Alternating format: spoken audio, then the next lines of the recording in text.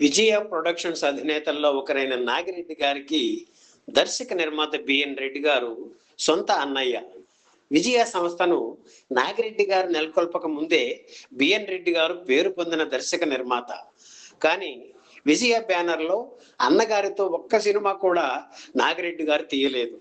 దానికి ప్రధాన కారణం చక్రపాణి గారికి బిఎన్ రెడ్డి చిత్రాలంటే ఇష్టం లేకపోవడమే. చక్రపాణి గారికి ఇష్టం లేని పనిని నాగిరెడ్డి గారు ఎప్పుడూ చేయలేదు. అయితే చక్రపాణి గారి అభిమతానికి విరుద్ధంగా తన అన్నగారితో ఒక సినిమా ప్రయత్నం చేశారు నాగిరెడ్డి గారు. మల్లీశ్వరి చిత్రం విడుదలయ్యాక అన్నగారిని పిలిచి విజయ సంస్థకు లవకుశ చిత్రం తీయి బ్రదర్ అని చెప్పారు నాగిరెడ్డి గారు. బిఎన్ సంతోషంగా అంగీకరించారు.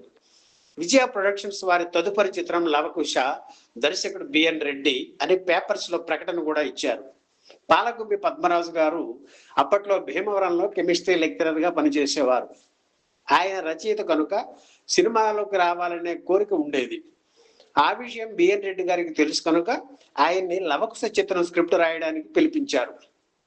ఇద్దరు కలిసి బెంగళూరులో ఒక 20 రోజుల పాటు కూర్చుని లవకుశ రఫ్ ట్రీట్మెంట్ తయారు చేసుకుని వచ్చారు. అన్నగారు ఇచ్చిన ఆ ఫైల్ ను చక్రపాణి గారికి ఇచ్చారు నాగిరెడ్డి గారు.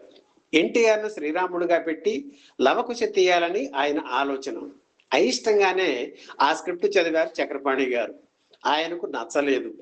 మొదటి రీల్ అయ్యేదాకా రాముడి వీపు కాళ్ళు తప్ప మొహం కనిపించదు, అందమైన రామారావుని పెట్టుకుని వీపు చూపిస్తే ఈ సినిమా ఎవడు చూస్తాడు అని చిరాకు పడి ఆ ఫైల్ మూసేశారు చక్రపాణి గారు.